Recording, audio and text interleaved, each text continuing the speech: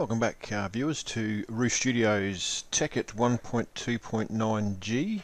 I think this is episode 44 or 45, I can't remember which. But I'm going to do a bit more work on interfaces. I've been playing around on my other world and another friend of mine's server, and I've understood how these ME interfaces work a bit better. So I'll place one down. Notice I've got rid of all my my redstone furnaces, because we're going to set up our redstone furnaces first, I think, to take what we're going to do.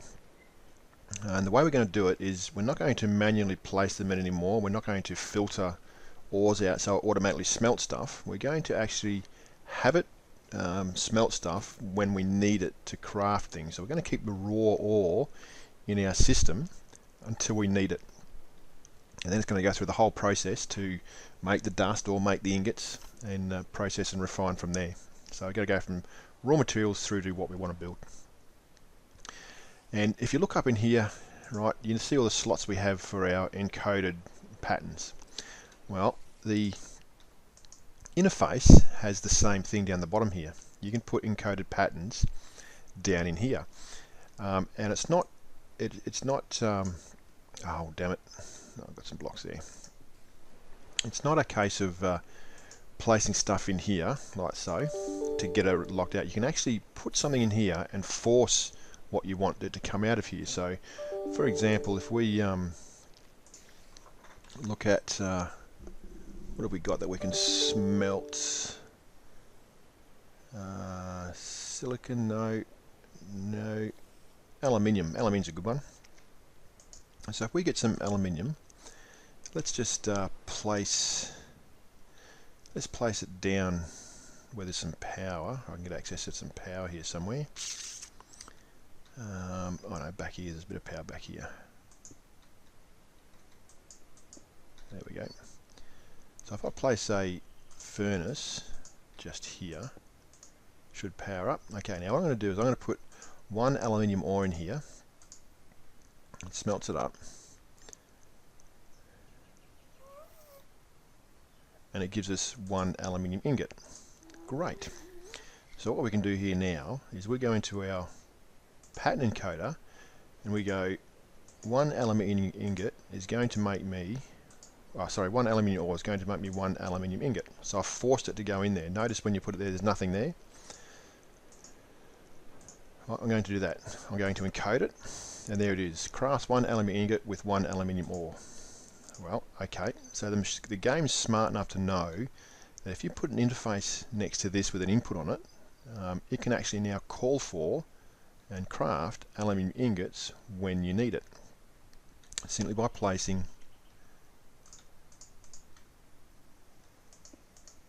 the encoder pattern in there. You can see it's changed.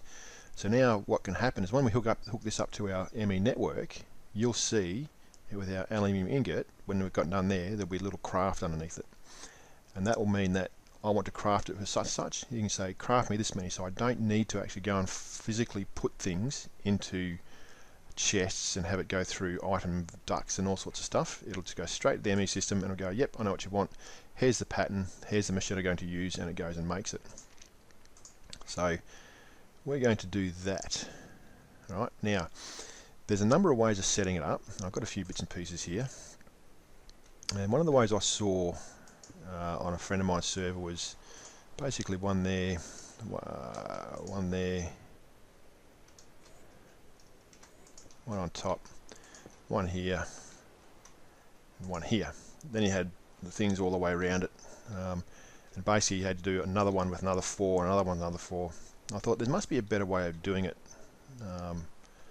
so that you can maximize your ME system as well as getting as much into these patterns as you can possibly get. And I think I've come up with a decent way that will save a bit of room. Now I'm going to put these down below, and I may put them near our ME system down here to start with. I'm going to whack them down here because we don't need to see them. Now they've got our ME terminal working, we can actually start using this room as a real service room. So we pretty much go anywhere. We've got power and we've got our ME network all over the place. So let's Let's access, we need access to stuff there, so let's put it just in here somewhere. So what I'm going to do is I'm going to take to, now I'm going to dig down 2 here.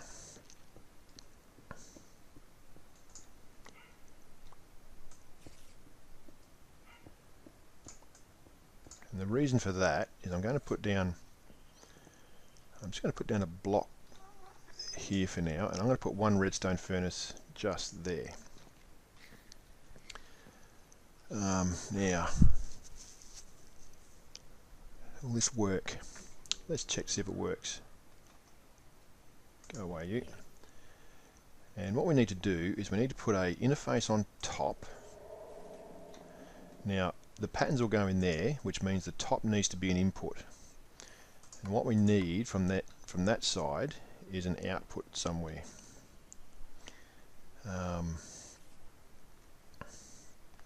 So then what we do is we're going to put a furnace here, furnace here, furnace there, and a furnace there. Okay, and the backs of those, I'll just set these up now so that the backs are input, so that's blue. We don't need anything on the bottom, nothing there, and the top is an output. Alright, so back's an input, like that.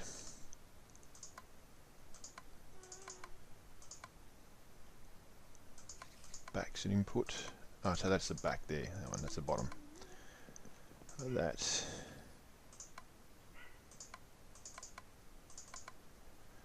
Okay, so what will happen is the items will go into the furnaces from the ME filter. It doesn't matter which one it goes into, because the ME filter will use the one that's the nearest one that's available. Now this one down here,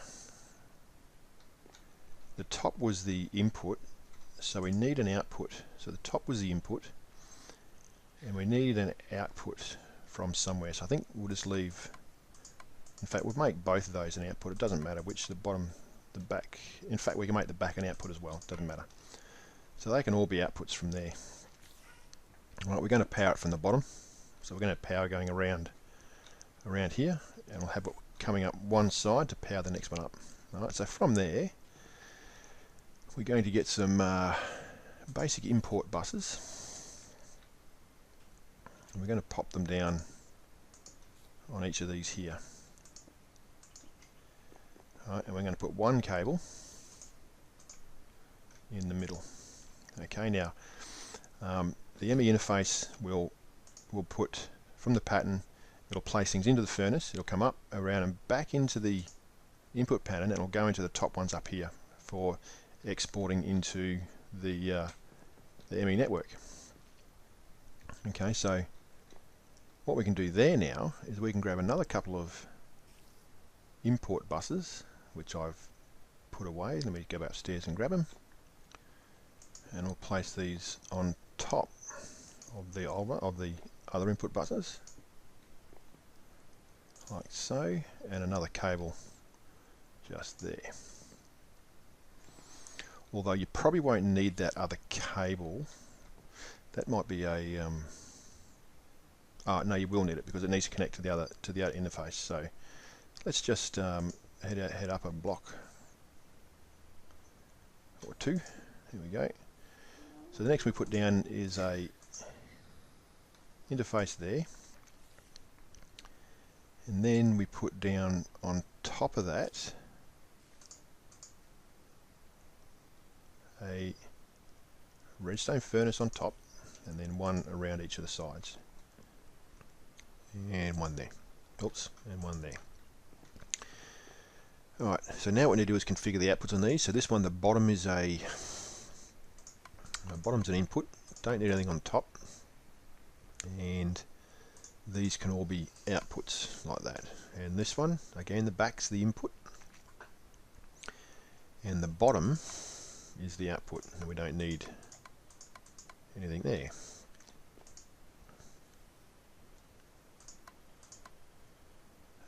Back's the input, bottom's the output.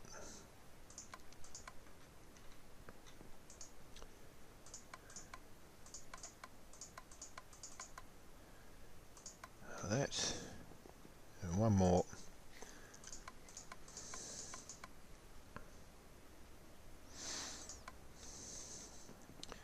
Okay, so now what's going to happen is our pattern's going to go from the interface, it's going to go into a smelter, whichever one's empty. Once it's done, it's going to go out of the smelter and into the ME network, back into your interfaces through these import buses. Now, the top one and the bottom one aren't currently connected to the system yet. So what we might do is put a input bus there and just bring it down. Whoop, not like that. We need cable now. Whoops. Cable. There. Hope we've got enough. Cable there.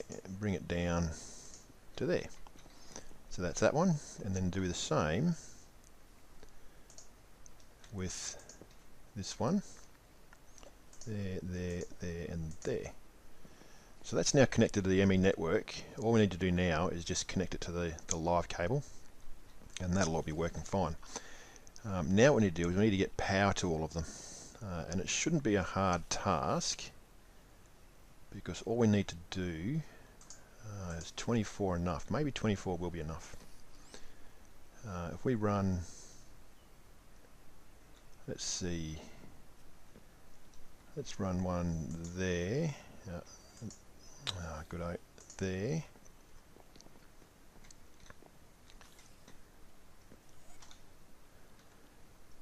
And there, that'll power that one. Coming down here, we'll power those two. And if we continue this down, that'll power those two. And let's see, down there and there will power those two. Now let me just stickler for neatness. That one's already been powered, so I can get rid of that.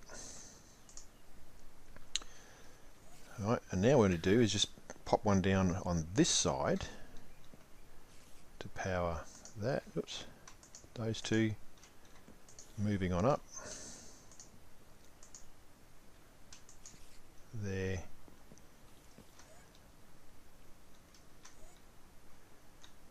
Oops. Alright, let's just put some blocks down here and be done with it, shall we?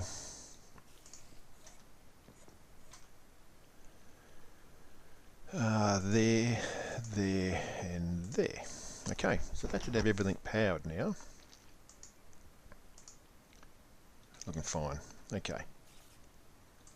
Now that saved us a whole pile of oh, what did I just break? A cable. There it is. I broke that. Where are you? Input. That one. Okay. And all I need to do is cover that up. I can cover that up with quite easily. We don't need any of those for now. And we used 12 furnaces upstairs, 6 for filtering one and 6 for filtering the other. We had, with those 12, we had a whole lot more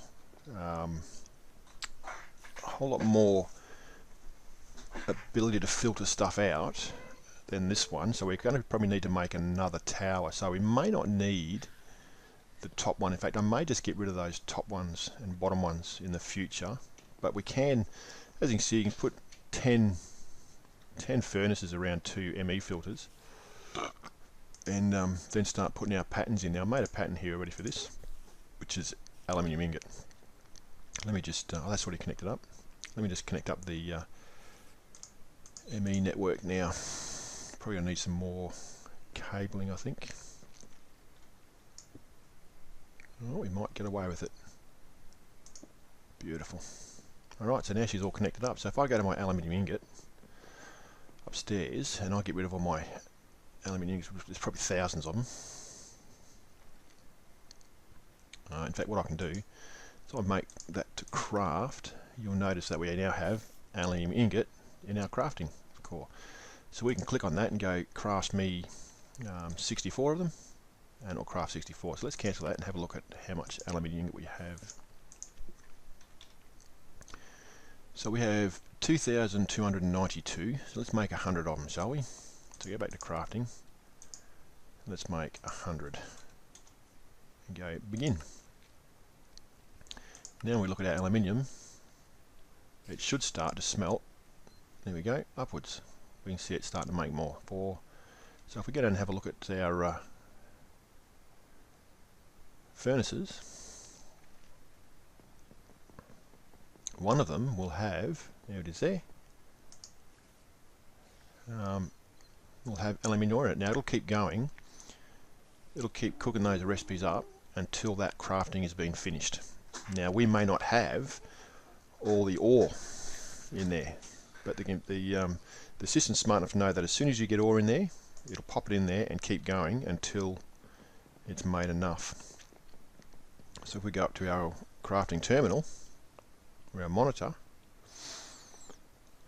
and watch it, there, see we're missing, right? We're missing materials. So now our laser drills will continue to collect aluminium ore, and every time an aluminium ore comes up, it'll pop that down somewhat. So, and that's how it works. So that'll come. See it going down now. It makes it to. So the laser drills are getting us ore easy enough. So it's popping down and smelting up. So that'll disappear eventually, and we'll start gathering ore. So that's how we do it. And all we do is we grab our ore that we need to smelt. So we just go ore. Sapphire, no. Cheese is always a good one. Let's have a look at that. How many do we, how does it make? I think it makes one.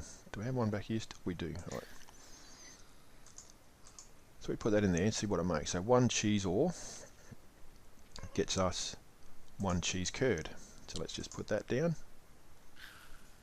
There you can see our armour here. All this armour, this is from our mob farm.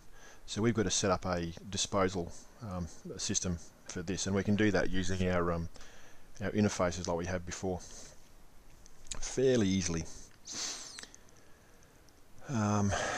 Okay, so cheese core is probably not a good one to use. I don't think we're going to use it for much anyway, to be honest, other than food. So what else have we got here?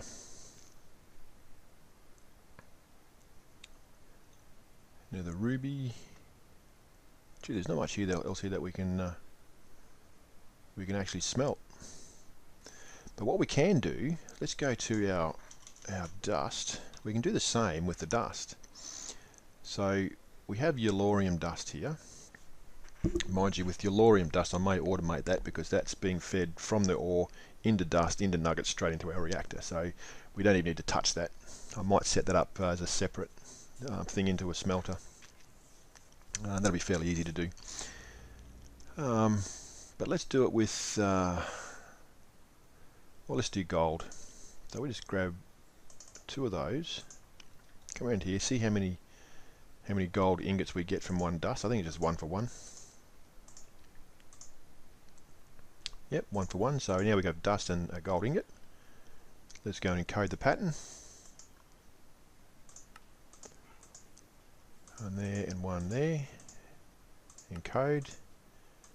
Then we can pop down and throw that into the ME network.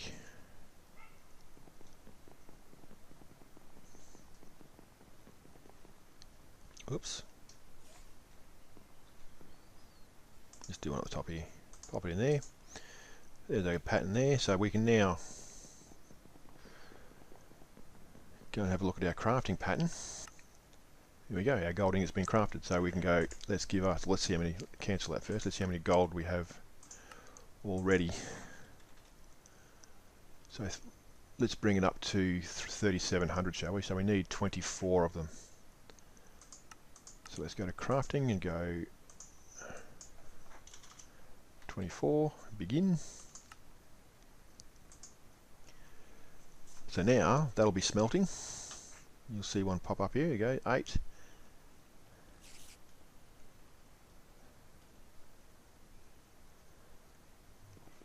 and there she is there, smelting away merrily in our system. Now we've only asked for 24, so once it's built it and put it away, it'll actually stop smelting, so we can now control how much items we want to smelt or leave in our system, which is exactly what you want to do, because otherwise you'll having that sort of control is really good from the naked ore, because we can do so much better with it that way rather than guessing when we're going to lose stuff. Alright, so we can do the same thing with magmatic dynamos, not magmatic dynamos, with magma crucibles and fluid transposers and a whole range of other things. So I'm going to set up the rest of this stuff, and I'll show you what it is on the next tutorial. So hope you like this tutorial. It's a good way of setting it up. I'll dress this up and give you a look at it, the finished product. Until then, I'll see you on the next tutorial. If you do like these video series, please like and subscribe. It helps me out, and I'll catch you later. Bye for now.